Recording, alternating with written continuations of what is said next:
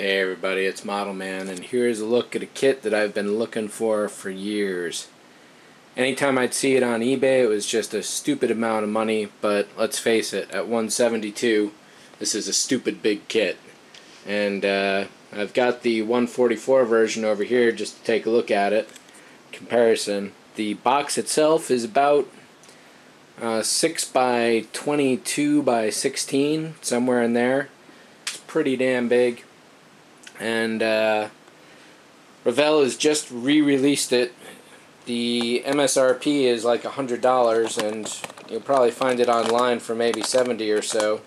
But you figure after shipping and taxes and all that, it's probably going to be pretty close to that.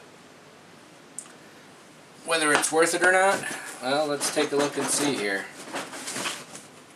This is the first time I'm opening it up. It doesn't come wrapped at all. There's just a couple pieces of tape on the corners. So I had cut those off previously.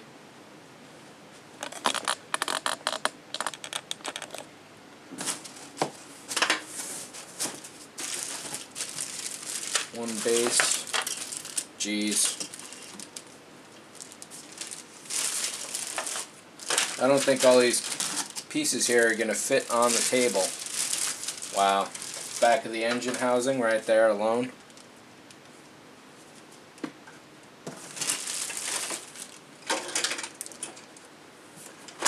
Looks like a couple pieces have fallen off the sprue.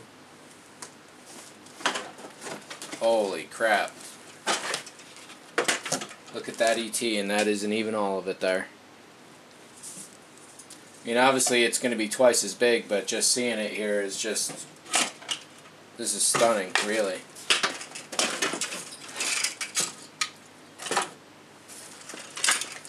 Couple sprue of SRBs. One of those is falling off.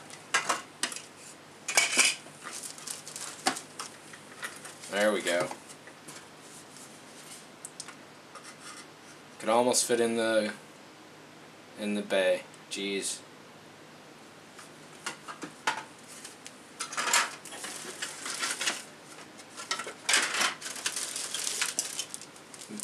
Pieces for the inside. The wings aren't as big as I would have thought, but I imagine once they go together they probably get pretty huge. A couple small pieces here hanging out in the box. That's not good.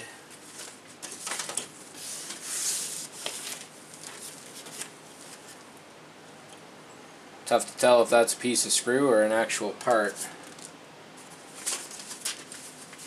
Really huge booklet of instructions. Let me try and sort this out here, and we'll take a look at it. Let's take a look at the decal sheet first. It's fairly simple. For a long time, I think it must have been after Challenger, all the kits that I ever saw on the shelves for the shuttle were only like Discovery or this or that. They never had all 5 names on them anymore, or 6 rather, when you count Enterprise. I didn't know if the destruction had caused the companies to think that was like a sensitive issue or something, but I'm really glad they've included the names here.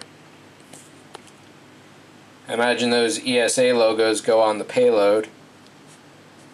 Over years, the shuttle has gone through a few different paint designs. So if you're going to do this, you really got to research what shuttle you want to do, unless of course you're going to do this straight out of the box and not really worry about it. But the decals themselves, they're pretty tight.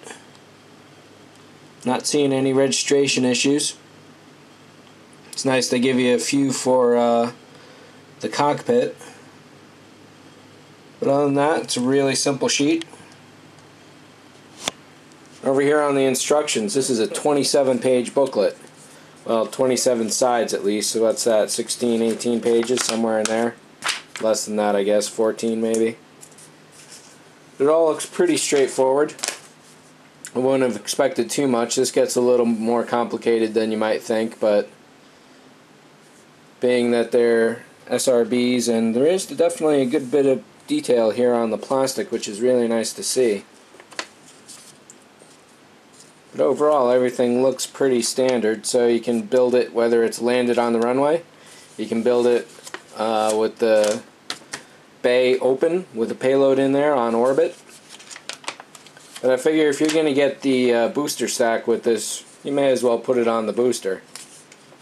Or of course you can always display it separately. These two fell apart when I moved recently. But I do like seeing them side by side like that. This looks like a kit that would be really great for photo etch opportunities. For super detailing it. I may replace some of the straight parts with brass rods. I'm looking forward to building this. I've wanted this size for probably like 15-20 years now at least. But the only one you ever really see around commonly is the 144. And at 172 this thing is a monster. I think the box says it's like over length 31.5 inches, wingspan 13 1/8 inches, 128 pieces. And get a look at these pictures here real quick.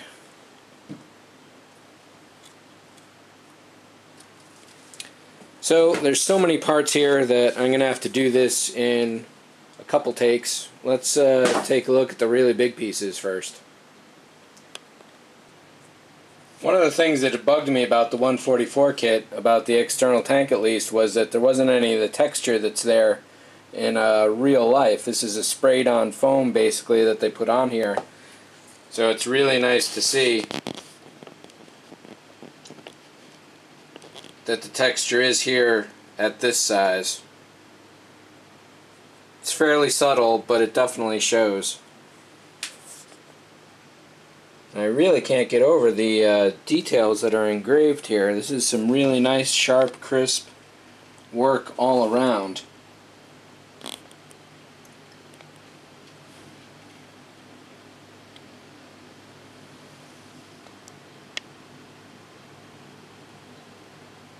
And again, the size of this is just stupendous.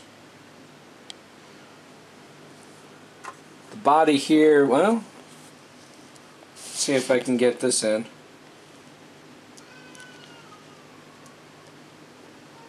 There's a few details in there, but there is no significant panel lines engraved into the body as far as all the heat tiles go. Bottom here is very smooth. That's a little disappointing. That's 2 full drafting tables worth of parts. This is just monstrous is the only adjective that describes it, really. There's some fine detailing on the upper side of the wings. I can get that in shot here.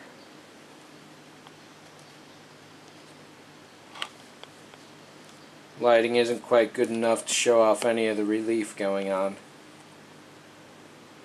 There we go.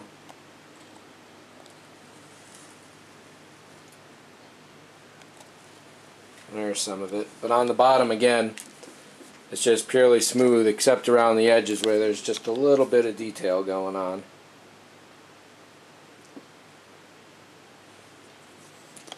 So I think the bottom of the craft definitely would have benefited from just a little bit of relief. And again, the bottom of the ET has some really nice texture on it. Puttying the parts together might be tough now that I'm looking at it, but we'll see how that goes. Interesting, I was just looking at this piece here. Surprised that it attached right there, but looking at this one over here, it does attach just about right at the bottom there. Some really nice detail on some of the landing struts here. Those will make nice greeblies for some other model, because I won't be doing it in a landed position, and I won't be using the payload bay here, or the payload itself rather.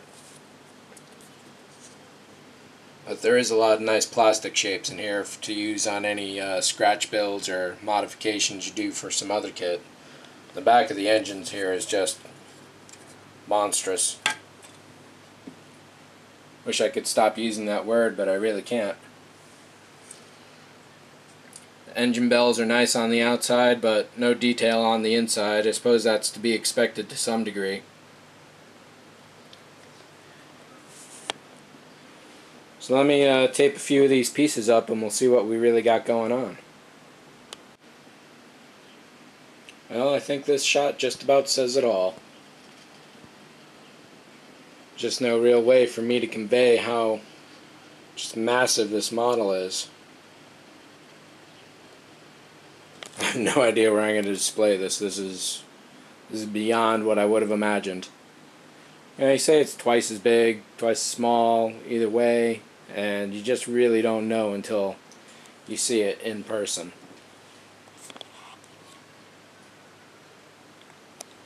So is this kit worth $100? I think it just might be. There is one pain in the ass part of thing that I will mention definitely, is that where there are keys on this model to hold it together, they are exceptionally small and very delicate, and they don't go together too well. I expect part of that is because of the size of the model. A couple parts like the external tank here, they're just so huge that there's going to be some warping going on with the plastic. So really, this model needs much stronger and bigger keys on the inside to hold the parts together while you kind of jam them into place. And down on here, this fits well here on the bottom side, and that fits well there, but if we flip this over, you can see there's a fairly big seam there, and even though it's nice and smooth up here where the key is, there's going to be sections like that where they really needed to do other keys going on. However, this is a relatively simple fix. All you really need to do in this circumstance is get yourself a strip or a patch of styrene, glue it to one side, and then when you are ready to put the two pieces together, use that to help act as a splint, basically, to help keep those pieces nice and smooth together. This seam down here is definitely going to be a tough one to get really smooth, I think. But overall, the seams are pretty well hidden. Like on the SRBs here, the seams are pretty much covered by external pipes, so you're not really going to see any at all.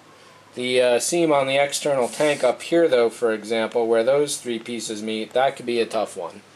Down here, it should be pretty well hidden by the attachment points for the shuttle, but on the far side of this, where there are no attachment points, that could definitely be a bit more problematic. So I don't imagine Revell did anything different to the tools for this. This is probably the straight up Monogram model from all those years ago.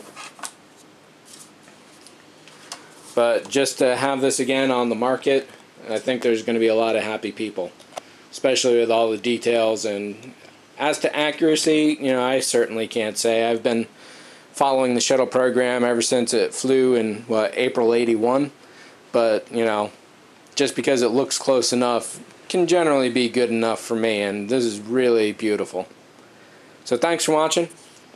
See ya.